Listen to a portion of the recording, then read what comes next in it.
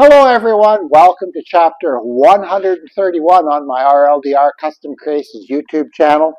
Today we're going to go back in the house a little bit and hopefully you know what this is, and if you know what this is, you know what this video is going to be about. However, you should just stay tuned anyway.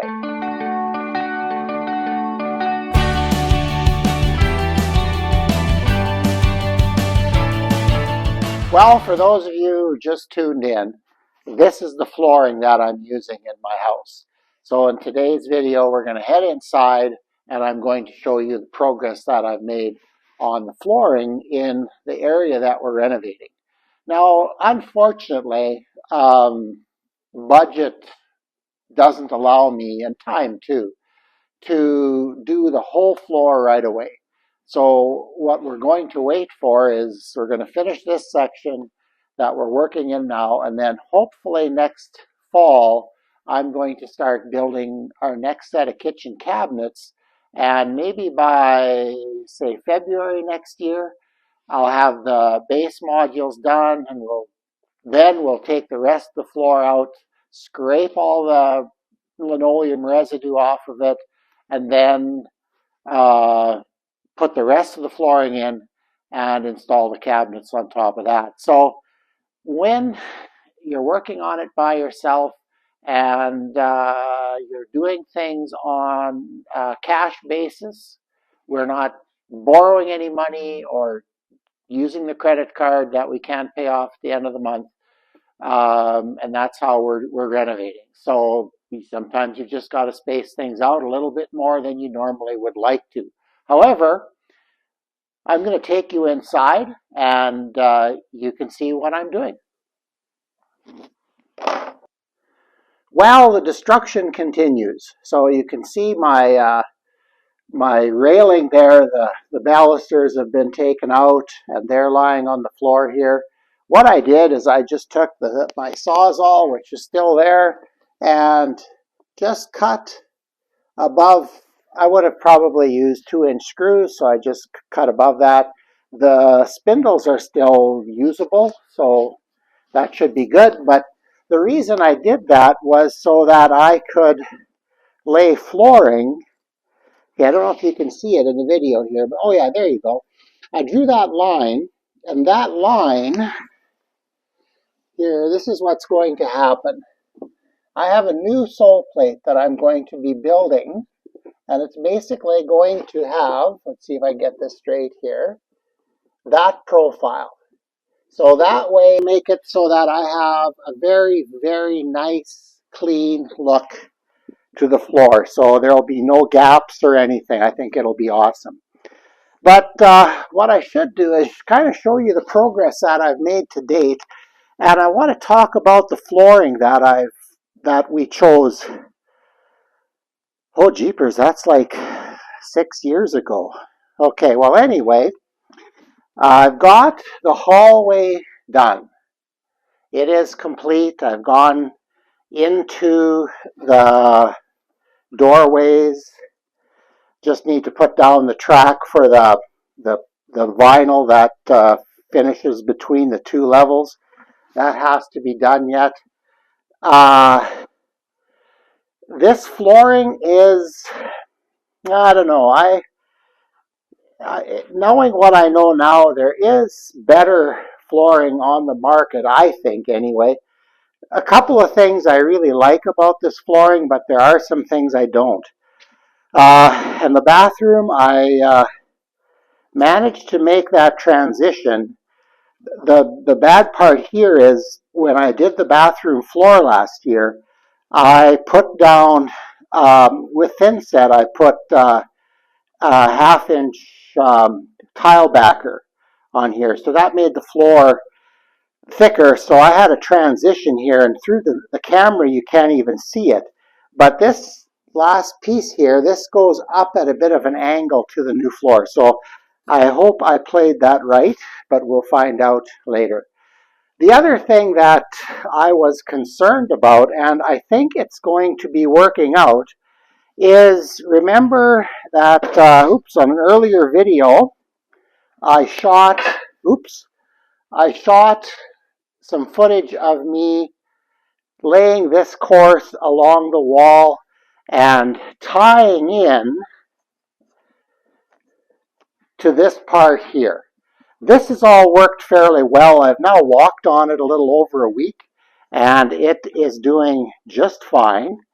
So I came all the way along here, tried to keep this row as absolutely straight as I possibly could, and then I stepped back the width of the tiles, and I actually started against the wall. Now the strange thing here, and I thought this wouldn't be a good thing at first, but in the end it worked out perfectly. It's almost a full tile. In fact, it is a full tile to start with. There's my toe, that's a full tile. So that meant that the doorways, I just had to cut a piece and kind of click it in from the backside. So it all worked fairly well. But this flooring, yeah, there's, like I said, there's some things I really like about it, other things that I don't. In the part we did in 2019, in our addition,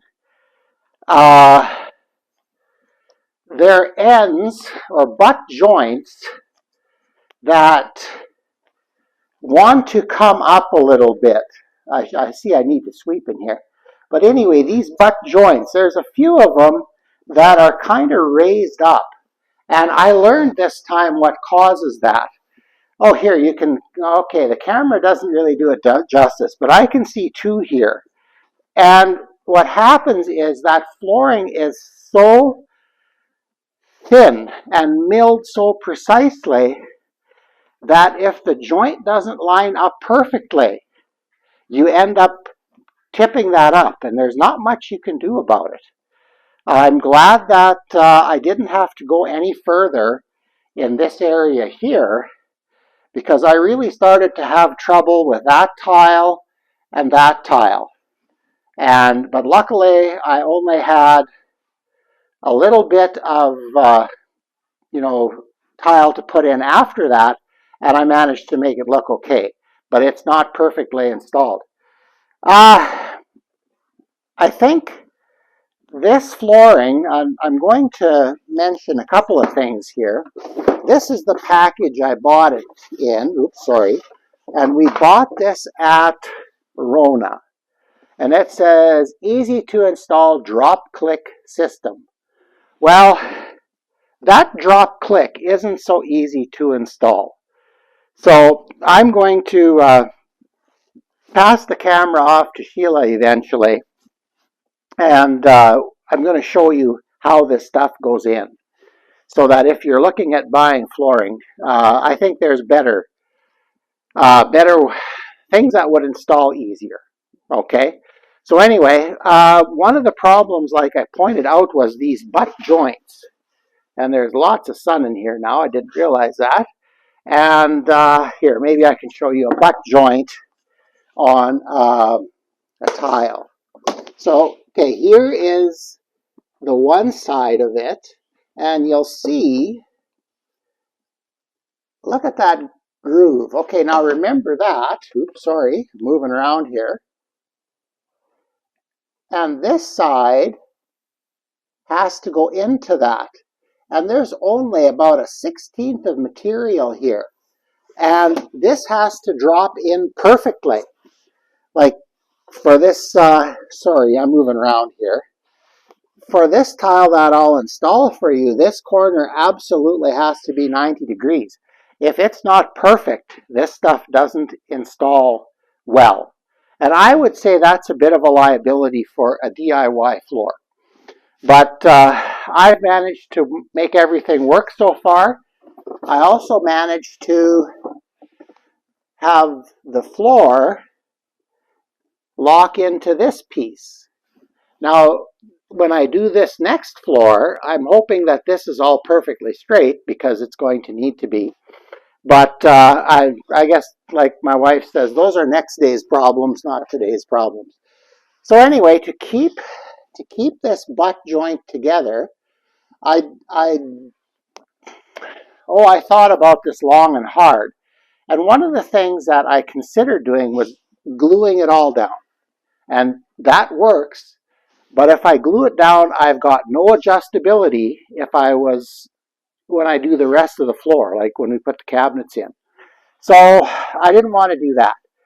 And I thought, well, it's really only the butt edges that are causing me problems. So a good friend of mine was having laminate flooring installed professionally at his place. And I went down there one day and talked with Colton, one of the installers there, and he mentioned, and it works great, he mentioned using this Gorilla Super Glue gel. And I've been putting it on about there, there, and there. I do 3 sections of about an inch. And when you let that sit for a while, you are not getting that apart without breaking the tile. So I think I like that. That's gonna hold this together. And by the way, if you're in the Waltham area, Colton, that's Wiens and Sons Flooring. Check them out. They're awesome guys. Anyway, this has worked quite well. And you can see that I only have, 1, 2, and then a few pieces, and then we'll tie this all in. So I'm hoping to finish this today, and then I can start on the railing. So what I'm going to do is I'm going to pass off the camera to the boss, and I'm going to show you laying a couple. All right, well, we're going to put one in, and I'm going to show you the way I do it. I think I read it somewhere that you do it this way, but I didn't bother double checking anything before I started laying it this time. This seems to work. So what I like to do is I like to get that edge joint in first and the corner lined up perfectly. And see, you have to have things absolutely perfectly square. So I know that's going to fit. And now I'm going to put my super glue on. I try to put the glue on this side of the raised section because that way I'm hoping I don't get squished out on the top of the floor. Oops. Okay, so we're going to get in there. That looks good. Okay, I think that's good. So we'll get my hammer, and this hammer has been worth it. But the problems come if you don't get this joint perfectly aligned. And if you hit it like that, it curves up this section, and that just doesn't look good. So that's what putting one of these tiles in is all about. Actually, see, now it looks like this is opened up a little bit, so sometimes I just go back and wiggle it a little bit. And I kind of get it. So one of the problems with this flooring, in my opinion, is how exact you have to be. So, and then putting this one in here, well, we'll try to show you this. This may not work out quite as good as I hoped because I haven't pre-done any of this. We're shooting for video now, so this could end up going badly.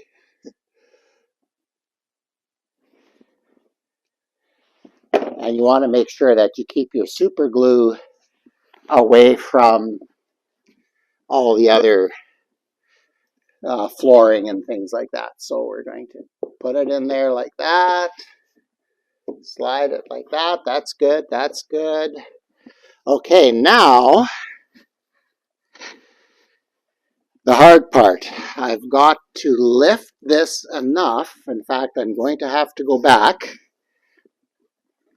That's one of the problems with super glue, that you want to make sure that you don't get it on too early, because this needs to go underneath. But the closer it gets, ouch, the closer it gets to being flat, the harder it is to push. See, I can't push that anymore. I have to lift it in order to push it. Okay, now I won't be able to push it at all, but it's underneath. Yeah, it's impossible to push now. So getting this joint together was something that I really was concerned about. So I'm going to just try to get underneath here and lift that up a little bit so that I can keep it under and slide it. Oh man, that's tight.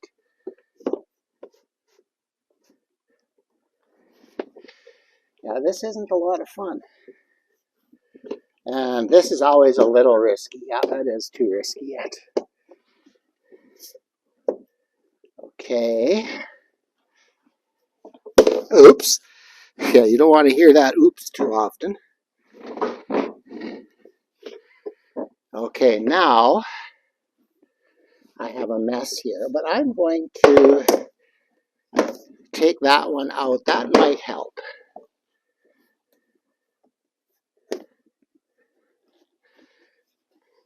Okay. Come on.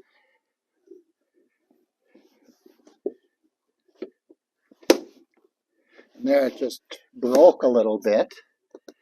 Took a little edge out. Hopefully that's going to still be good. Yeah, I think that's going to be okay. I should have one of the tappers here that came with this kit, install kit. Yeah, this is not fun at all.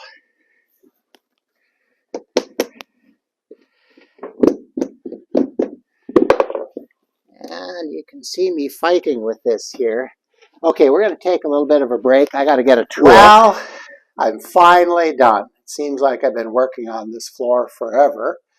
The starting in the other area and stepping back was definitely the hard part, and I'm not even sure if I'm out of the woods there yet, because eventually this flooring will be replaced, and I took an estimate to Michelangelo's a couple days ago to price countertop for our new kitchen, and I'm hoping to get a good start on that next winter.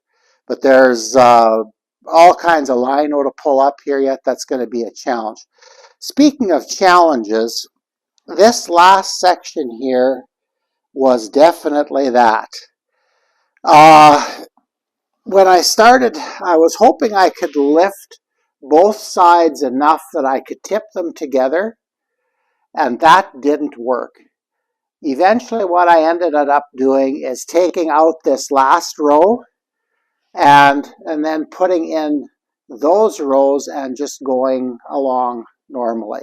So everything fits. The joints are as good as I can make them, which I'm reasonably okay with everything that's gone on. So if I'm reasonably okay, that usually means it's not too bad. So, and this edge here, I'll just cut a notch in my new sole plate. That will probably be the next thing that I start working on.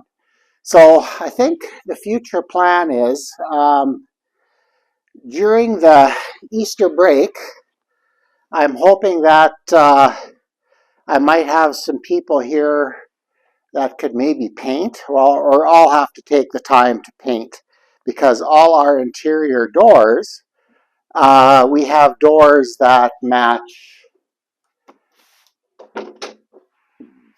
our bathroom door here.